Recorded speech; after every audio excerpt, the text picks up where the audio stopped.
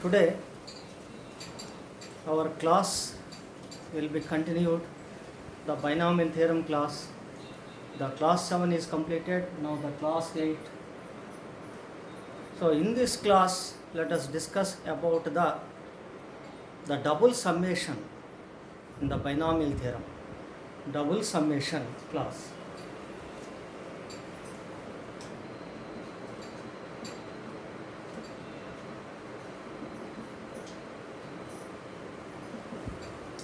We note that the summation of a series, for example sigma, represent the summation of some series.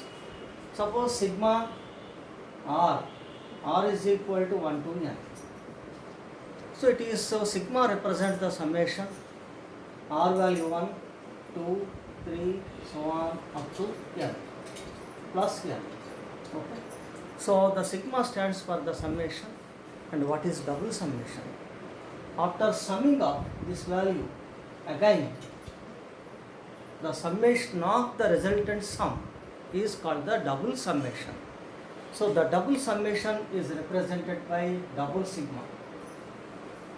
Now in the double sigma there are the two variables. For example sigma sum I and j. I into j. I mean I into j. I is a variable and j also variable. So in one sigma the values of a varies from one number to one other number. Here let us take I value varies from 1 to some n, and j value also you can take from 1 to n or 2 to something, any number to any number. So it is also, let us take 1 to n. Now here both I and j are varying. Now here we have to sum this value. Now the summation is called the double summation. This type of the problems we will discuss in this chapter, in this topic, double summation. Now before going to double summation, let us know some formulas about the summation in the binomial coefficients.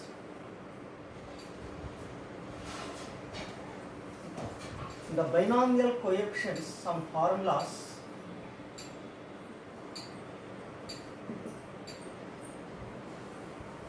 Let C0, C1, C2, so on, Cn be the binomial coefficients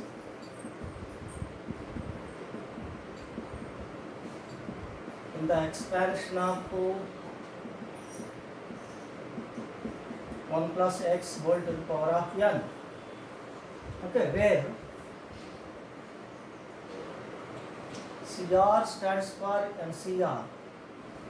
CR stands for NCR, n factorial by n minus r factorial into r factorial. Okay. Next one, so the formula is sigma CR, r is equal to 0 to n 2 to the power of n. Just it is a formula in the properties of the binomial coefficients. So sigma CR full form C0 plus C1 plus C2 so on Cn. Now second one, sigma r is equal to 0 to n r into CR is equal to n into 2 to the power of n minus 1.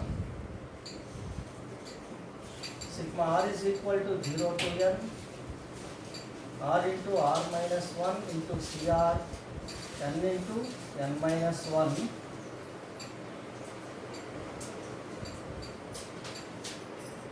into 2 to the power of n minus 2. Sigma r is equal to 0 to n r into r minus 1 r minus 2 into CR is equal to n into n minus 1 into n minus 2 into 2 to the power of n minus 3. Okay, we can write the so many formulas in this way. So maximum in any problem, either mains or advanced, up to here only is given.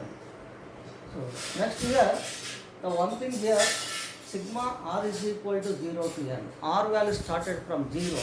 Actually, when r is equal to 0, this value will become 0. Okay, here r value started from 1.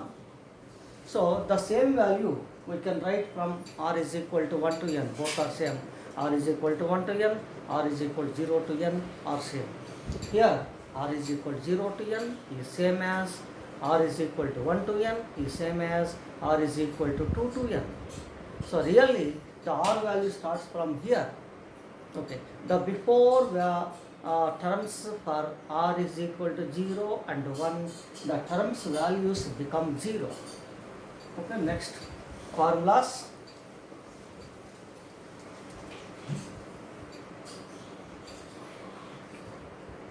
Okay, frequently we will face with the sigma of r square into CR. Sigma r square into CR, r is equal to 0 to n. Now r square into CR, let us write as sigma r into r minus 1 plus, if you write r into r minus 1, what value will come here? Really here this is r square minus r, but there is r square only, therefore we have to delete the r. That is why we have to write plus r. Okay, plus r into sigma into CR. R is equal to 0 to n. Now after that we can split the sigma notation. I mean this sigma r into r minus 1 into CR plus sigma r into CR. We know the values of them, sigma r into CR value and sigma r into r minus 1 CR value we can write. We know them. Next, the sigma r is equal to 0 to n r cube into CR. So at the place of r cube, the value will come here, r into r minus 1 into r minus 2. Okay, plus or minus what value we have to write here, weight. Now if you multiply these all the terms, you see here r square minus 3r plus 2. Whenever you multiply with r cube minus 3r square plus 2r. But actually you have the r cube only. Now these two terms we got additionally, we have to delete them. Delete means already here minus is there, therefore we have to write the plus 3r square. But don't write the r square at that place, write r into r minus 1. 3r into r minus 1. Okay. Then up to here we will obtain plus, I am continuing this and this, 3r square minus 3r. 3r square cancelled, r cube 2r minus 3r minus r is coming there. Okay, actually here there is only r cube, so that is why minus r should be deleted, therefore we have to add r. So add means plus r into CR.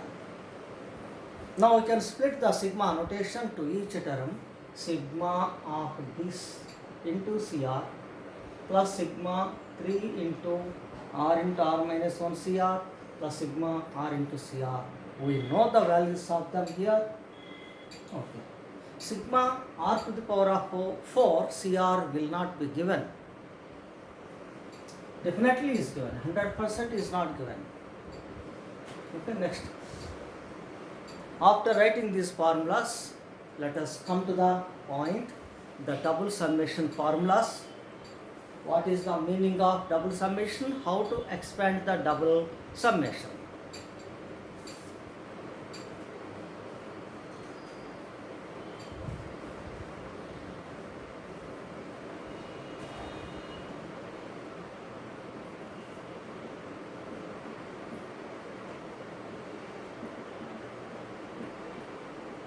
Double summation formulas. One is the main formula.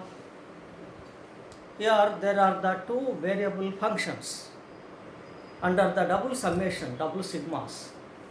So sigma of f of I into some g of j.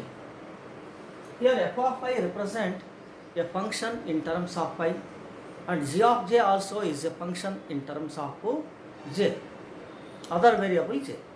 G is the different function and f is the different function. So here we have to understand that f and g are the two different functions. For example, sigma of sigma I into Ci. I is a function itself and Cj is not the same function, it is the different function. How the same functions will look means, for example, sigma Ci into Cj.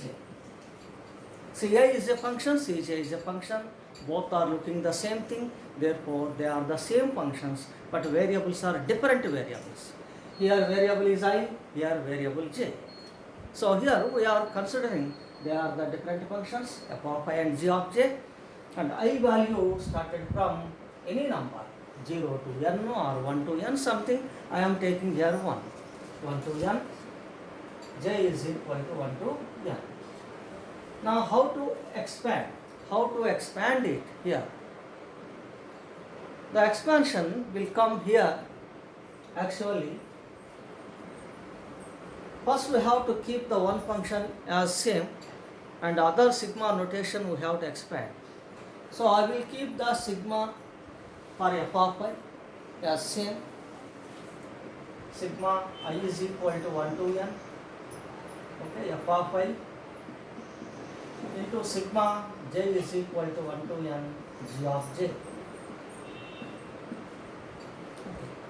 Now let us expand it. Sigma g of j, on putting j is equal to 1, 2, 3, so on. So sigma f of I is equal to 1 to n, g of 1 plus g of 2 plus g of 3 plus so on g of n. After summing it, we will get the summation value, let it be some function of n. A function of n means, for example, n square minus 1 by 2, a function of n. The answer will come in terms of n, so it is n terms is the constant under with respect to I is equal to 1 to n. In this sigma notation, the variable quantity is I, not n. Therefore, the summation value is the constant. So that constant can be put outside from the sigma notation.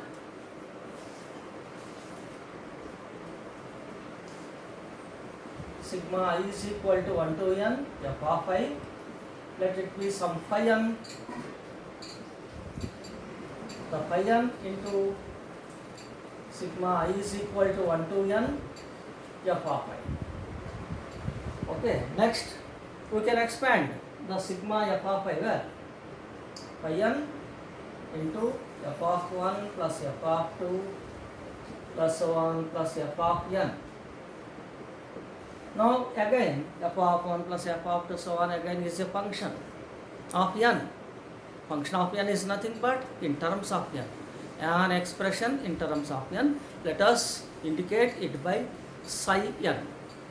So I mean phi n into psi n. Okay. So in this way we can find the double summation. Okay. So therefore phi n, I will write the directly formula here. The phi n is the sigma f of I, and the phi n is the sigma g of j, and psi n is the sigma f of I. Therefore, directly, like I will write the formula here, the double summation of f of I and g of j, we can write it as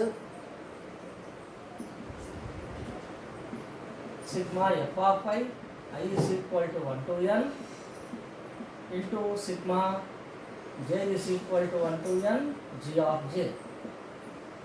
Okay. So this is the double summation formula.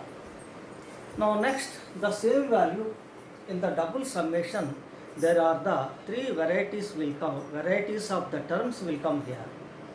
One variety of the term for the sigma I is equal to 1 to n, sigma j is equal to 1 to n, f of I into g of j the one case is I is equal to j case and I less than j case and j less than I case. These three types of the terms will come in this expansion. So when I is equal to j case, the summation will come here as sigma f of I into g of I is equal to 1 to n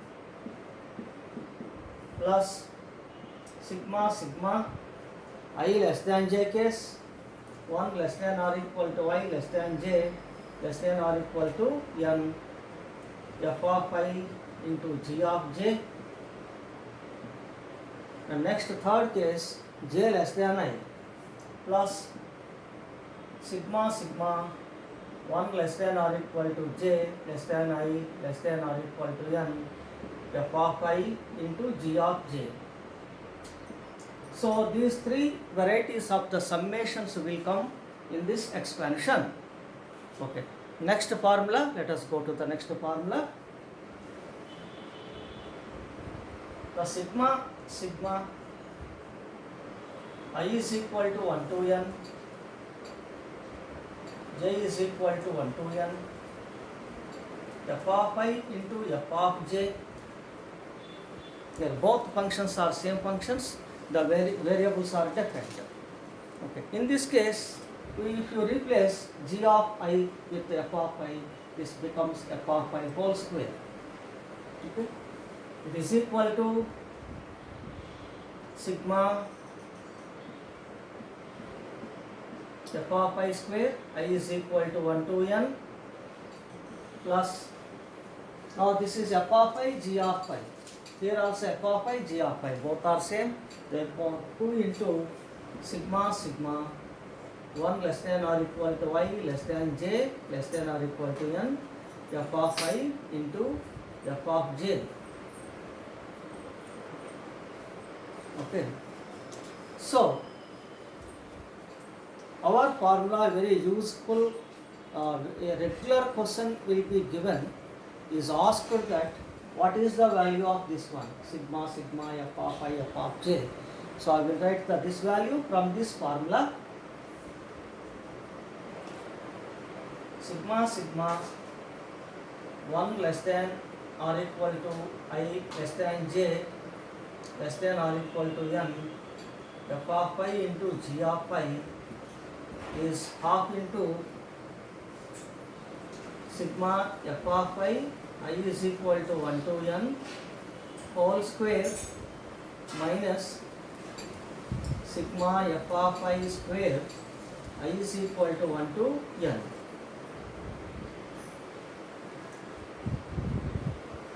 Now this formula is very useful formula. Regularly the question is asked on the basis of this formula only. Okay.